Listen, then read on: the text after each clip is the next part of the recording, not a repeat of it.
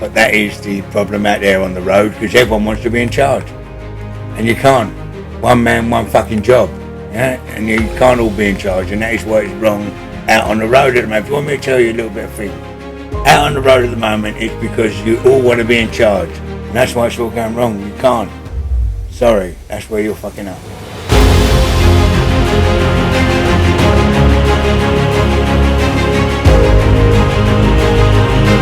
Hi guys, and welcome back to realnotguiltytv. Today I'm delighted to be invited to a very special location to meet an even more special guest. Today we're at Camelot Castle, the home of the Yellow Page of the Underworld, Dodgy Dave Courtney. So thank you for inviting us here today, Dave, and thank you for taking the time to obviously spend with us. My pleasure, sir. Enjoy. We certainly will, and the viewers certainly will even more, so very much appreciated. So I don't even know, we're a specialist in crime channel, so we want to go back to the start if possible. I don't know if you know, I'm a specialist in crime. Well, this is why we're here, you know, so this is the prime location for us, this is the start, you know. So we want to know, but how did you get into crime? Was it as a kid, or was it when the door firm started, and then you got into it? I don't actually think you get into crime, I think you're actually born naughty. Yeah, you know, you can... Along the way, you can actually start blaming things like the computer games or the videos on the rap record, or, you know, stop milk at school, no green areas to play on, and so I became a criminal. Yeah, that's not actually right, mate. You're born naughty. You're born fucking naughty. Yeah, it's in you. You can't help it. Probably, unfortunately for I some. know, but like, fuck, you can't help it. No, so you were a troublesome kid when it's school? No, I can't actually blame anything on my childhood. I had a beautiful parent relationship with my parents. I wasn't poor, but I was an entertainer. Yeah. So at school, I was an entertainer. I was a court jester all my life. Yeah, and that made me attractive to the older boys. As being a court jester, it made me a little bit more adventurous, and I'll do it, yeah, fuck it, I'll do it, yeah. And I'm afraid, as much as this may sound trying to big myself up, which I am not, there is such thing as natural leader material and a natural soldier. Not that either one is more important than the other, because they're not. Yeah, the soldier needs a leader, and the leader needs, you know, it all goes wrong when I'm afraid. When I'm asked of the youth of today, Dave, and what can you do about the problem and all that shit and all that, the truth is this: everyone has forgot the importance of the fucking pecking order. Yeah, there is a private, there is a sergeant, there is a corporal, there is a major, there is a sergeant major, right? And you've got to run with that. What the world runs with that, unless you are foolish enough and let the world, like we are at the moment, yeah, we let the world like we are at the moment take all them choices away from us and make us like a police state, yeah. But that is the problem out there on the road, because everyone wants to be in charge, and you can't. One man, one fucking job, yeah, and you can't all be in charge, and that is what is wrong out on the road at the moment. If you want me to tell you a little bit of thing, out on the road at the moment, it's because you all want to be in charge, and that's why it's all going wrong. You can't. Sorry, that's where you're fucking up. So we'll get into the sort of the current state bit of what's sort of the problems going on. Sorry, I veered off there. No, that's perfect. I want you to go on. No, this is. I want you to go on as much as you can in different bits. But so talk to me. What came first for you? Did you get on the doors and then you started getting into sort of serious crime? No, or something? no, were you a criminal then got on the door? You're criminal as a kid, growing up, or as you got out of school and then. You're only a criminal after 16. You're naughty until you're 16. Yeah. Yeah, it's a bit like ADHD. Yes. Yeah, it's an illness up until you're 16. Yeah. And on that one day that becomes your 16th birthday, that illness becomes prisonable the next day. Yeah. In ADHD, you got ADHD till you're 18, and then after 18, you're not allowed to run around, smash windows, and set like that. You go to prison for it, so you better fucking mend it before 18. 100%. Yeah, right. Well, that's naughty as well. Yeah. Yeah, it's in you as that you don't even know you're doing it. So by the time I was 16, I was naughty. Yeah, I was on it. I was driving stolen cars, stolen motorbikes, in and out of warehouses, in and out of shops. I had all the big kids, didn't need to have a punch up because that was all on my side, you know. And there is such thing as natural leader material, and I became in charge at a very early age of people that although physically far, far superior than me, mentally they needed a man to be in charge. Yeah, and I slipped into that role, and it turned into the same when I was in the criminal world. It's turned into the same when I was in the Doormen world. I was the one in charge. Everyone that I employed could kick fuck out of Dave Courtney. Right, look at them, you know. Everyone that I employed could kick fuck out of Dave Courtney. You know what I mean? Look at them. They're monsters. But I was in charge. Yeah, and that was well before the raving scene came in. And then as soon as the raving scene started, everyone wanted 50 doormen, where you had 3 and 60 doormen and 10, you know, and it propelled me into a financial position of power and a physical position of power. Of course. Yeah, so then, and crime came with that. I was almost like a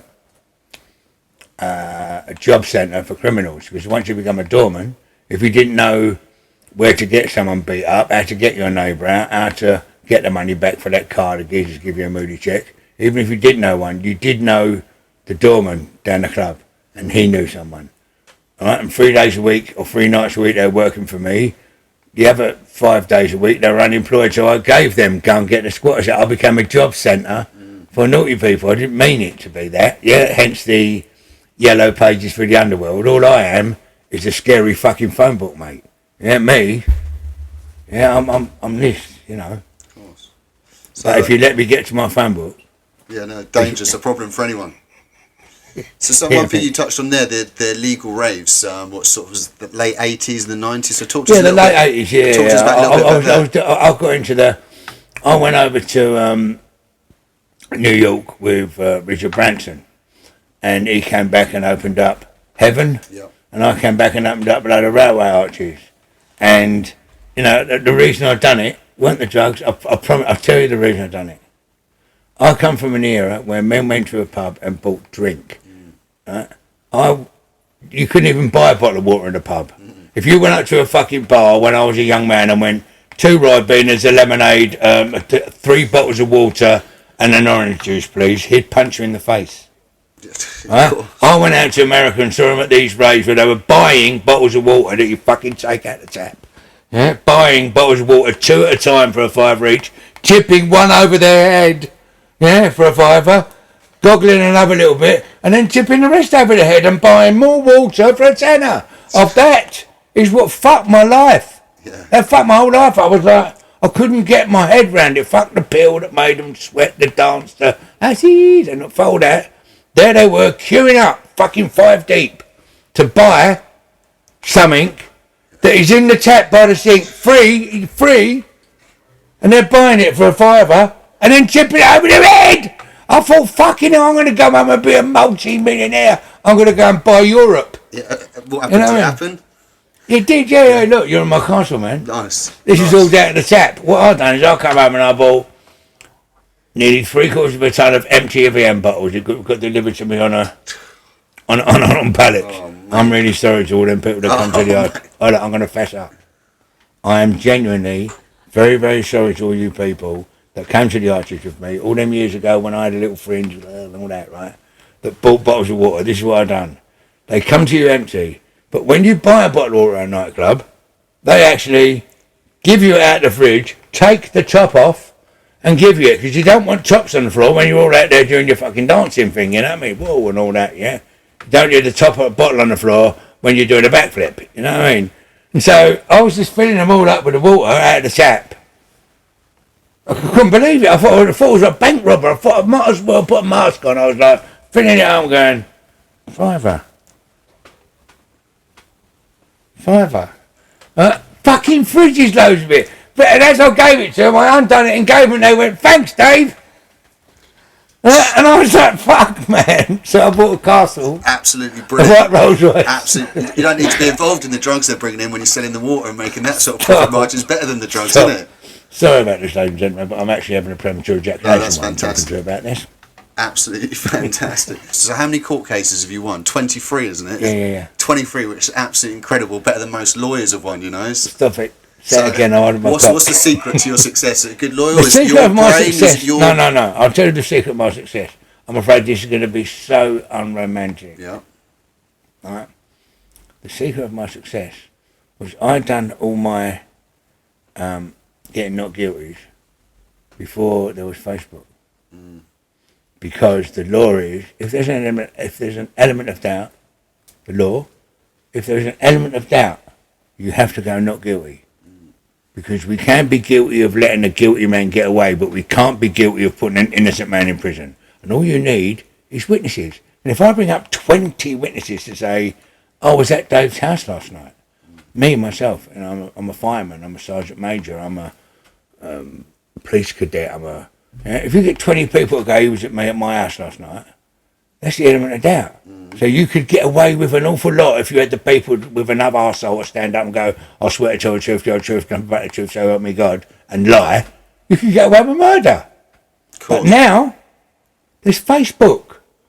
And if your witness is, you put him as a witness, they go, of course he's a witness, he's your brother-in-law, there's all these pictures all over Facebook, you've known him for years. And that witness there, she's known you for years. And all the other 4 witnesses, they've all known you for years. So I can't do that no more. Because they just go, look, all these witnesses, the best car accident that you had in Oxford, all on your Facebook.